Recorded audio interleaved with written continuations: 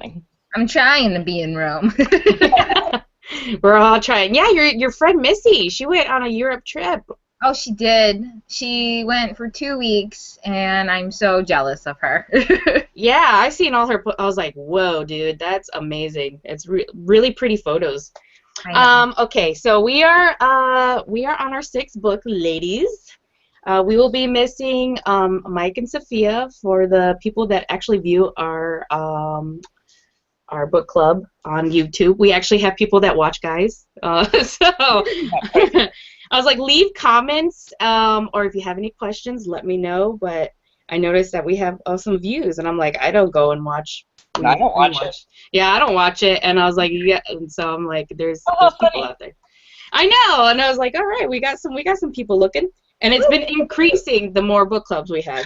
But this is our sixth. There you go. That was very well executed there. So we're missing Mike and Sophia, and then for if you watch the past our book club's videos, we have Vanessa, and she will no longer be with our group. She is Miss Dr. Wonder Woman, and she'll hopefully maybe down the line she'll be joining us again. But for our sixth book, it was Becky's choice, and it was the Mockingbird Next Door with Harper Lee, and this was from Marja Mills. And this is, I have it on my iPad. There you go. But that's the book cover.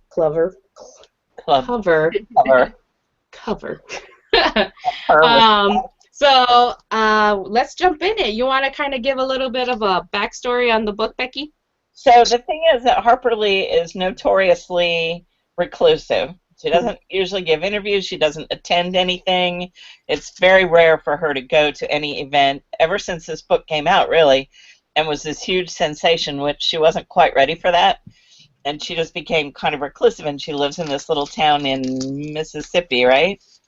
Yes. Well, what was that name? Well, she's actually in a nursing home right now. But Right now she is. Yeah, I know. But she lived in this little town forever, and she was very, her little town clustered around her, and they don't let other people get near her, and they don't do stuff. But for some reason, she really liked this gal. This gal came down from Chicago, Marja, whatever her name is. They were doing what do they call it? One book, one child, one book, or something to try and. Yeah, I never heard of it, and I was kind of surprised that I never heard of it. It was for Chicago, and it was one book, one city, or something like that, where they tried to. Child, one book, one city, one book, one. Anyway, To Kill a Mockingbird is the book that got picked. So this gal was a journalist, and she sent her information down to see if maybe she can interview her just on the context of this event that was going on in Chicago. And her sister actually responded. And her sister at the time was still a practicing lawyer who was about 90. And she said, come down and I'll talk to you. So she would talk to the sister, and gradually then Harper Lee kind of got to trusting her. And at one point then she rents the house next door and spends a good deal of the year living next door to the Lee sisters. Mm-hmm. And the only thing that kind of disappointed me the littlest bit, because I really liked the book, and I thought it had a good flavor for the town and for the people, but it was mostly about her, I thought. Yeah. And kind of how Harper Lee maybe sort of interacted with her a little bit, but it really didn't tell me a whole lot more about Harper Lee than I already knew. Yeah. I was a little bit when we first chose this off the bat, when you first gave me the book, I was thinking that it was about a little girl that lived next to Harper Lee as growing up. And I kind of was like, oh, it's okay, all right. She's like living next door to Harper Lee. For some reason, I had that in my head. I don't know. Right. And so, yeah, and then I started reading, and I was like, oh, well, she met her when she was like her late 30s, and she's a reporter. And I was like, oh, okay.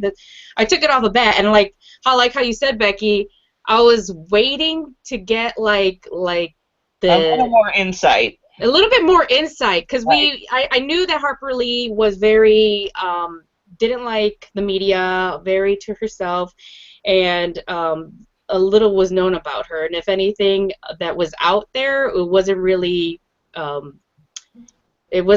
a lot of credentials behind it. It's just kind of people just saying this and that.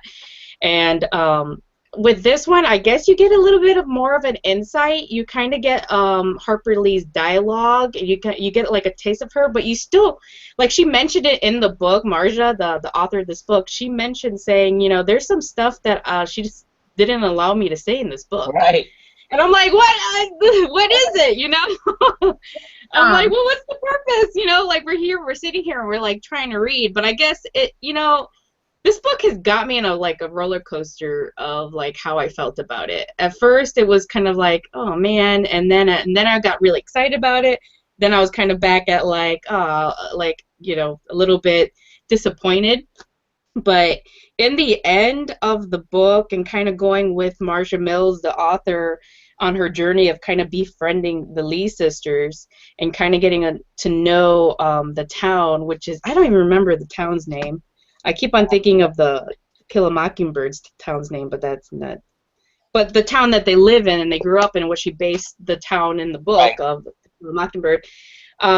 It was nice to get that, and then I kind of, you know, at the end of the book, I got the sense of like she wrote this story of, you know, getting to know them little by little, slowly, and them building their trust. For some odd reason, they really like her, and I think it was because she wrote an explanation letter to Alice and and to Harper saying, you know, I'm coming down here.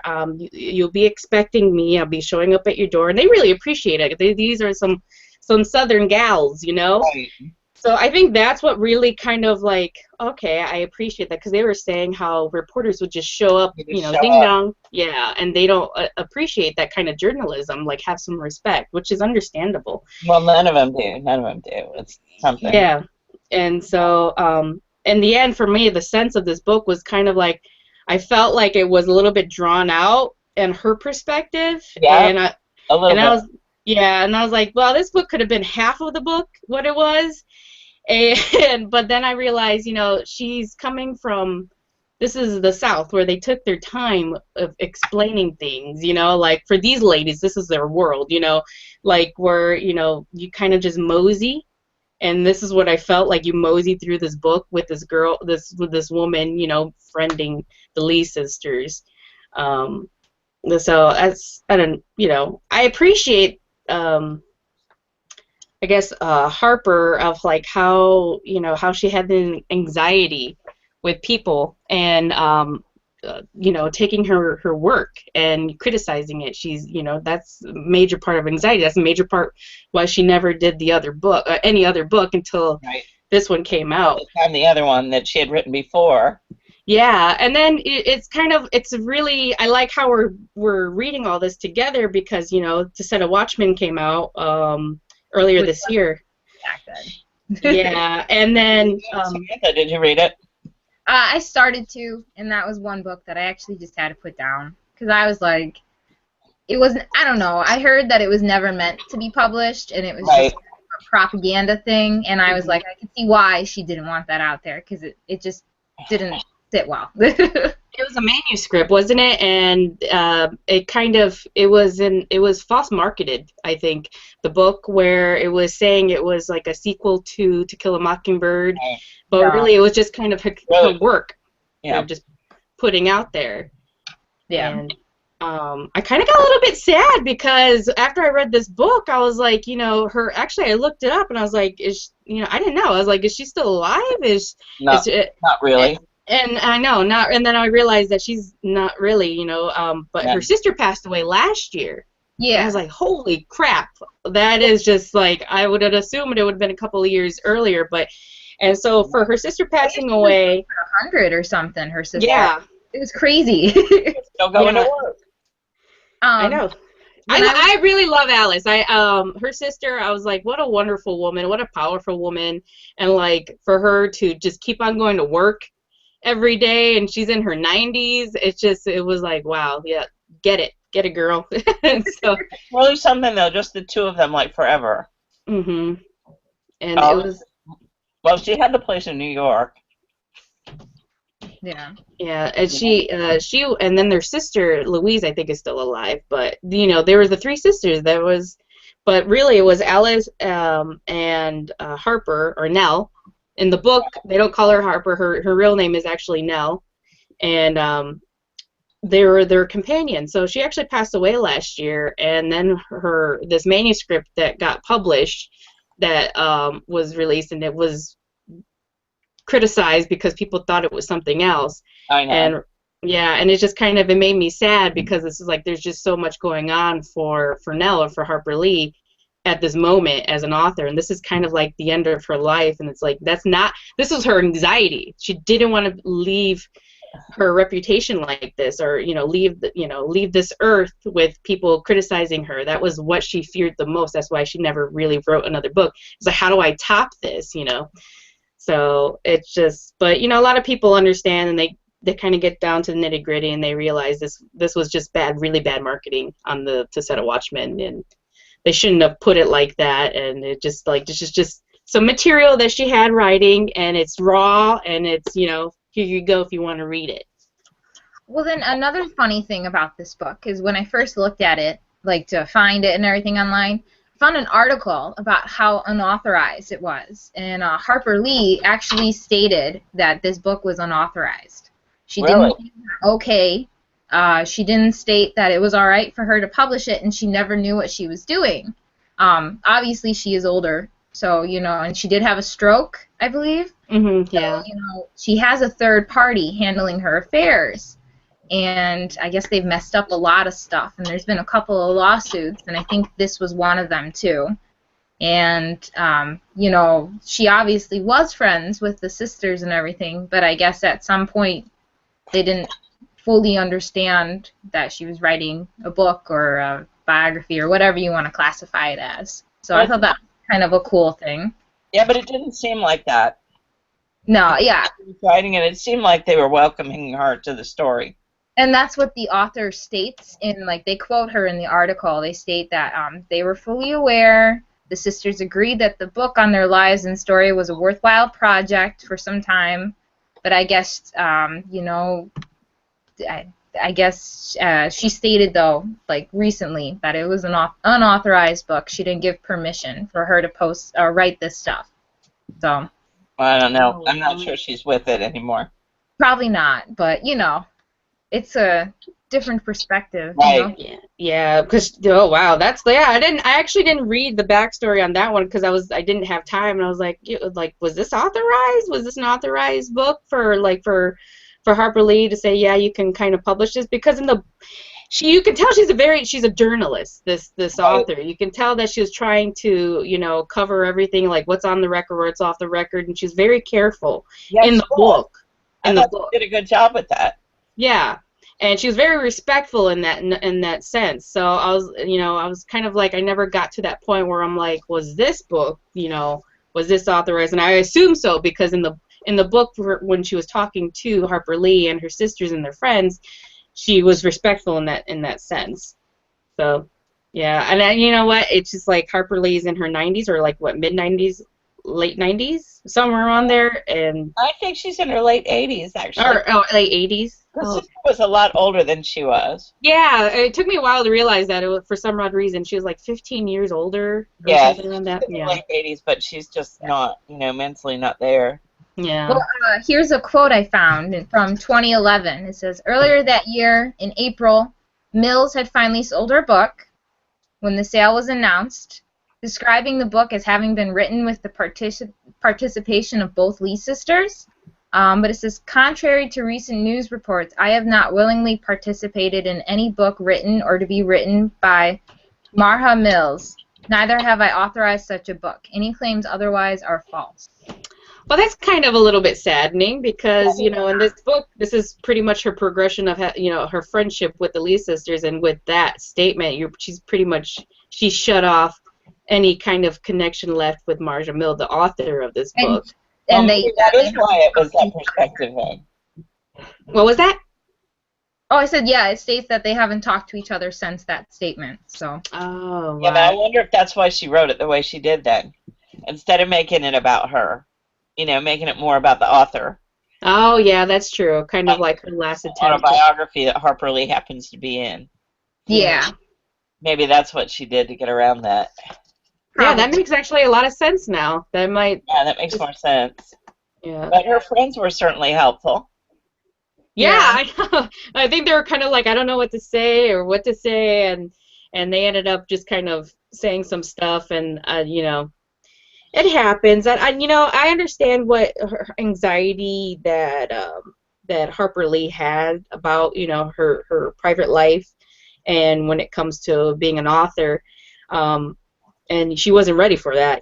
She wasn't ready for the fame, especially back then. Like they turned into a movie, and it's just like this, they were focused on her like if any other celebrity today. And for a person that lived in a small town, that's just like you're in a parallel universe. This is totally different. But I hope she did do according to Marja Mills, she did do a lot of like work with charities and stuff, which was really great to see. She stated that she did a lot of anonymous donations for people for going back to school or finishing school and stuff like that, and for her community. And that was just, she didn't want the fame. She honestly didn't want the fame for Right. anything. And it was good to kind of, this book for me made me realize, and it's sad to say, but you forget about it when you're doing book club like this. It's like authors are real people, and this is their form of art. This is what they want to do. This is, some people paint, some people, and this is them. And like there was she stated something. She made a comment at a charity event, saying, if you want to be a writer, you have to have tough skin. That's the one thing I learned, and I realized, like, yeah, we're criticizing people's, or we're talking about it. Not, we do criticize sometimes in book club, but it made me remember that these are human beings. This is their art. This was their soul on paper. This is how they transcribed it. So it gave me a refreshing look on that. Yeah, but I thought she wrote it well.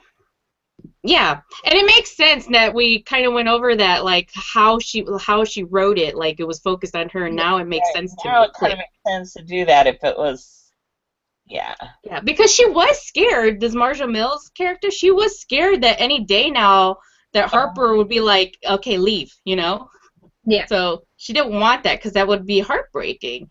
But Other people would show up. yeah. Like, now she sent her to this house to this friend, and other people would show up.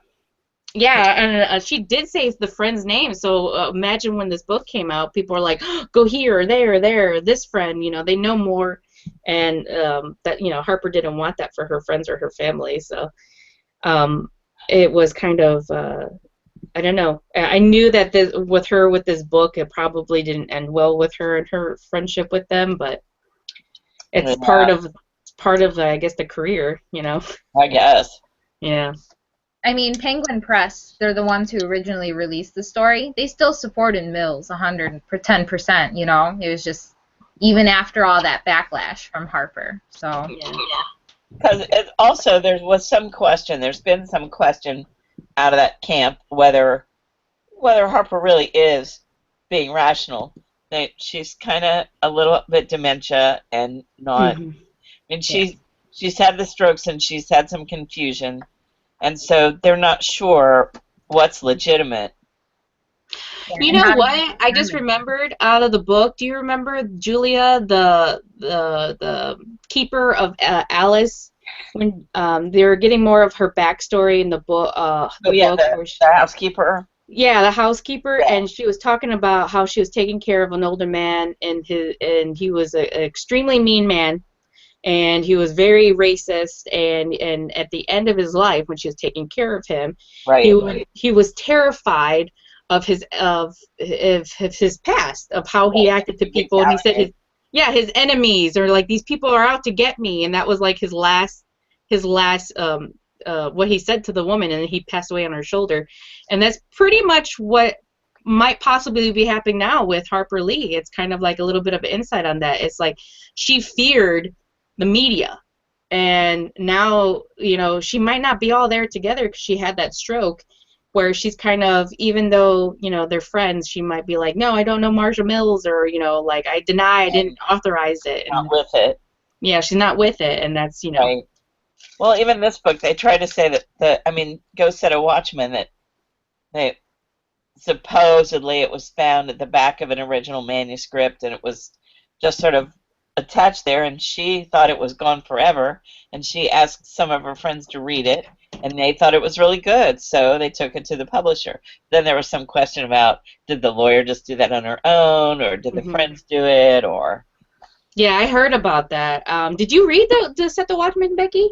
No, you know what? I don't read, like, I used to be able to read sometimes a book a day, depending on how fast I was going. Yeah. But I read at least a book every week.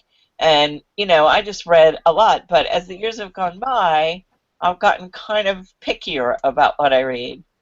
Yeah. I just don't have the time. So this got some bad reviews. And then a friend read it and said, eh. And I said, well, I'm just not even going to bother. I need my time. Yeah, it's exactly. So that's what you did?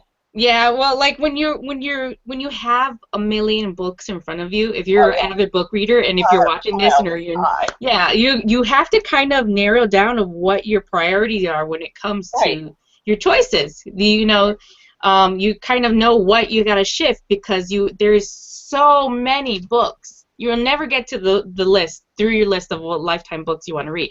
So with this, I did hear the negativity. I was excited, but I didn't really know what the backstory was. And then I got to know the backstory of the Set the Watchman. And then I was kind of like, maybe one day, far from now, if I just kind of want to see some more writings of Harper Lee, and just kind of just to see how her techniques are as a writer, right? I will pick it up and read it. But it was raw. Yeah. It was like. But so, Samantha, you said you started it and went, eh. Yeah, I went through like 2 chapters, and I didn't even care. It wasn't worth staying with it, right? What? It just wasn't worth staying with it, right? Yeah, I mean, like you said, there's just so many books, both of you. There's just so many books out there. Sometimes it's just not worth your time and energy. It's not, and I've found that when I'm getting into these books, that if it's really not catching me, I just pitch it and move on, because so they've got to grab me. Yeah, same here. It's like, I would be sitting, and then, I force myself to at least make it halfway, because, sometimes the story doesn't really get going for a couple of chapters, which is understandable. Okay. But if I get to a certain point where, like, there's something should have been happening by now, then you get put on the shelf, and then actually I end up just kind of giving the book away to somebody that might appreciate it better than I do, because I don't even have room on my bookshelf for books I don't want to read, The one thing on this book, the one thing about this book that I really, really, really like, because I've always, and you know this, Samantha, because me and my brother we're avid readers. We like Capote. We like Truman Capote, and to see a little bit of a deeper the relationship. Well, according to Marja Mills. But to see the relationship between Nell Harper Lee and Truman Capote and get a little bit more backstory on it was like, I was, in that book, I was like, yes. So I was like, I was reading about that. And how, I think they were close friends till he died. I thought they were close friends till they died, but then in this book, she was saying that they kind of lost touch because he, it makes sense. Oh, he was very extravagant art. Very social author, and throwing parties of a lifetime. And you'll see that if you ever Google him and you see photos of him, he's having a grand old time. White ball.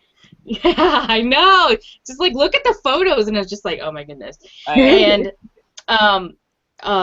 I really like Truman Capote's writings, and so then it was really good because I knew they had a connection. I always kind of knew, but I never got more into the information behind their relationship, and it was a little bit good to see. And she ended up in what Marja's telling us. She ended up kind of losing track of Capote, or their friendship kind of faded because he was an exaggerator, I guess. He lied about her mother. He was a tale teller. Yeah, and I could see that could full of stories, but I know that.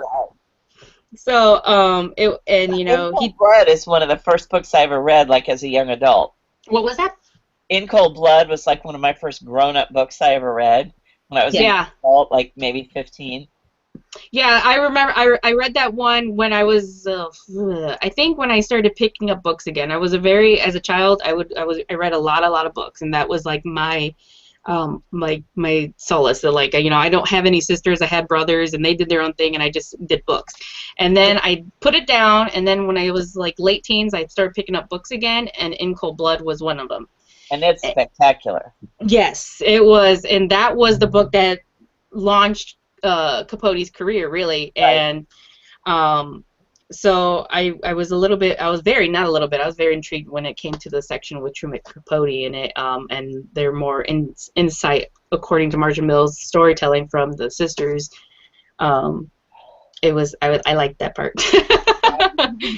That's good. I thought it was good. Just now it makes more sense that it was about her, and now I think it was really good. Yeah. Just like Yeah. the lead, It's her way of being respectful, but also she wanted to kind of share these stories, and down from the nitty gritty, she's a journalist.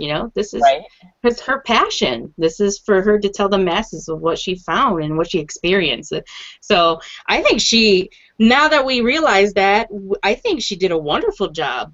She did. I think she caught the whole small town life The and the feel of it. loyalty of her friends and the quirkiness of Nell herself. Mhm. And I'm Yeah. coming for coffee. Have it on. Well, whoop! I better get it on like now. I know, and I like it because now reminded me of my friends, which I go and I visit my friends in their southern Illinois, and they're a little bit. Then it's a small town, and they do things a little bit different. Her grandma would come over and be like, "What are you girls doing? Here's a cup of coffee," and sit, and we'll play cards with her grandma, and it kind of reminded me of the small town feeling, which I really love. It's not so fast paced.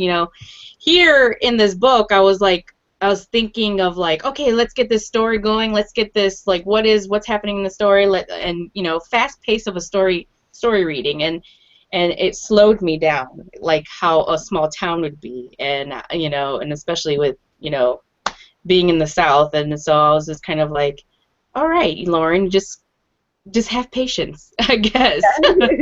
Just have Right. patience. Patience. Patience. So, it's a good read for somebody who's picking up this book. You might, you might feel some different feelings from the beginning, the middle, and the end. But I think in the end, we all realize what this book really is, and we got to that conclusion. I felt, I think so. I do. yeah, And especially now that Samantha had that little insight, yeah. it's a doggy Christmas present. Oh. I know. I good read, good pick, Becky. Thank Yay. you. Yeah, I almost picked the one that I'm reading now, and I'm glad I didn't pick that one. What are you reading now? It's called In the Land of Invisible Women. Oh, And what's that about? huh? What's that about?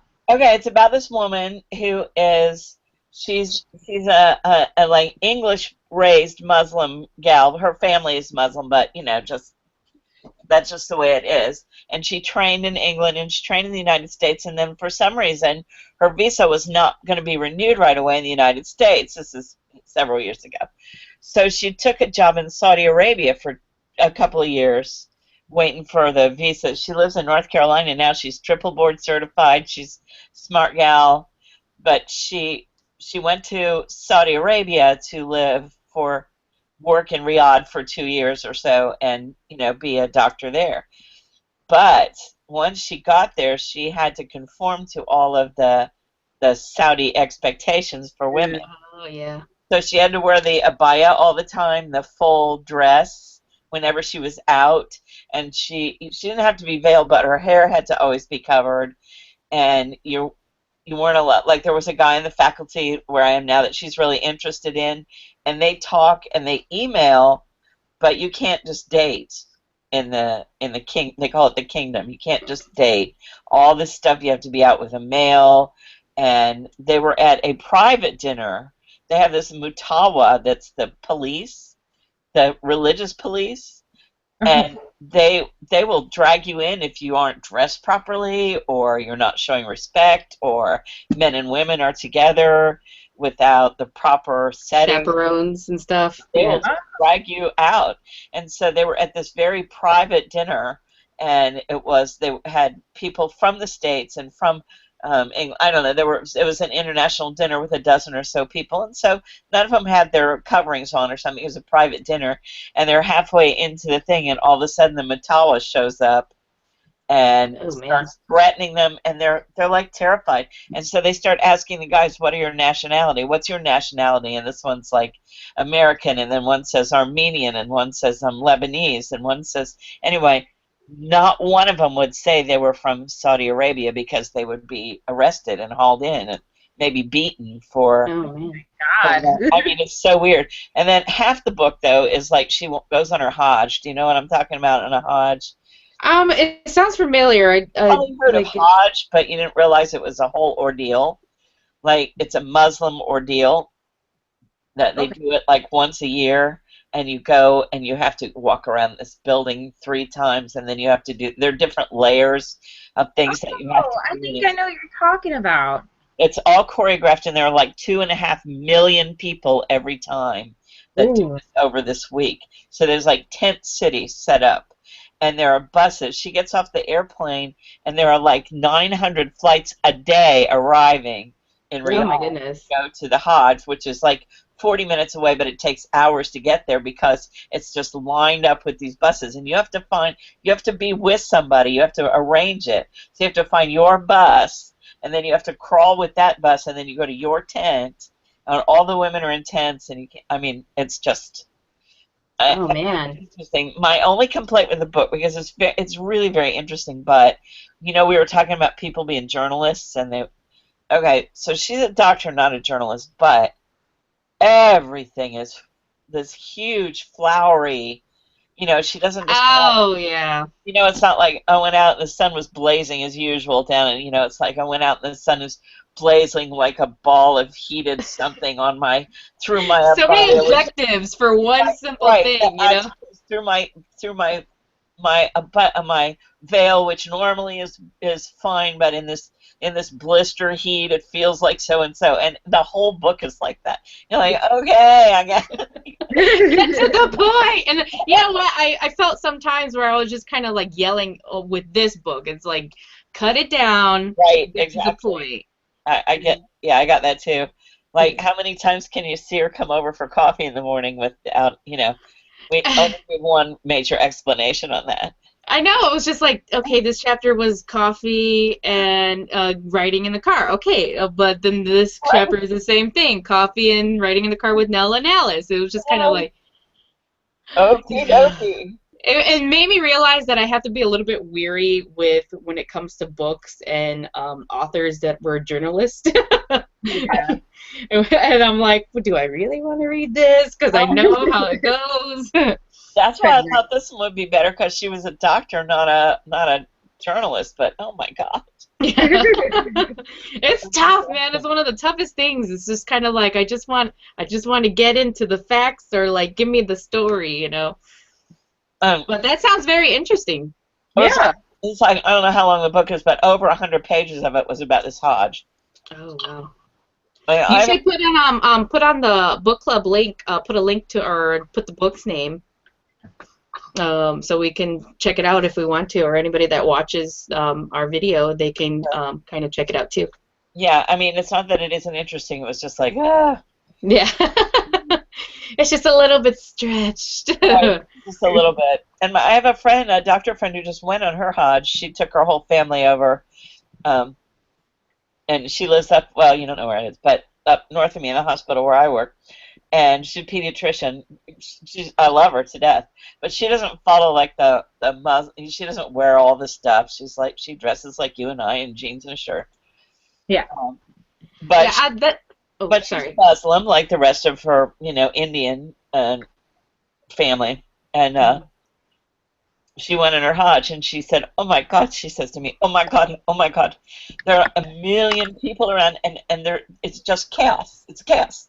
Yeah. Oh, I can't do that. I get anxiety if I go to like Target and there's too many people. I'm like, no. I go online shopping, Amazon, no. Well, you don't live in Chicago in town, right? Neither one of you. Actually, No. my brother lives in downtown Chicago. We used to live in Chicago, and then we moved to the country or like the outskirts of Chicago, like an hour away, hour and a half. And so when I was little, yeah, there was a lot of people and stuff like that. A lot of houses are close together, and then I come and I was like, "What's that? A cow?" And I was like, "Oh, cool." Right. So when I go visit my brother, which is Samantha's boyfriend, I mean, boyfriend. I was gonna say girlfriend. He's my Yeah, yeah, girlfriend. yeah. Henry is your girlfriend, and That's so sweet. and so when we go visit him, it's in the city. It's downtown right there, and That's man, does cool. it get Yeah, crazy. my son lives up on the northwest side, kind of. Up in. Okay, yeah, you had a trip. I seen Yeah, you.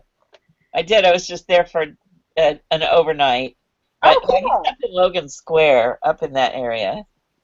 Okay, all right, you're in our parts, yay! Yeah, I was there just briefly. I keep saying one of these days I'm just gonna like retire and take these long trips and stay one of these places for like a week and see everybody and then some, but it doesn't happen. Come No, back every this time, summer. There's no snow. yeah, you don't I have to like the wear. snow. I would come for the snow. Oh, see, you're not from around here then. Oh no, I'm from Florida. I like snow. I got family in Florida, obviously. I got my grandma, my aunt in Florida, and then Because Vanessa's your aunt, right? yes, Vanessa is my aunt, and Sophia is my aunt, and so yeah, Your they. aunt. Wait a minute. So you are who do you belong to? My mother is actually Sophia and Vanessa's oldest sister. My mother is the first of the children, Okay. and then it's my uncle Jason, and then it's Vanessa and Sophia. So my mom is older. She's the older lady.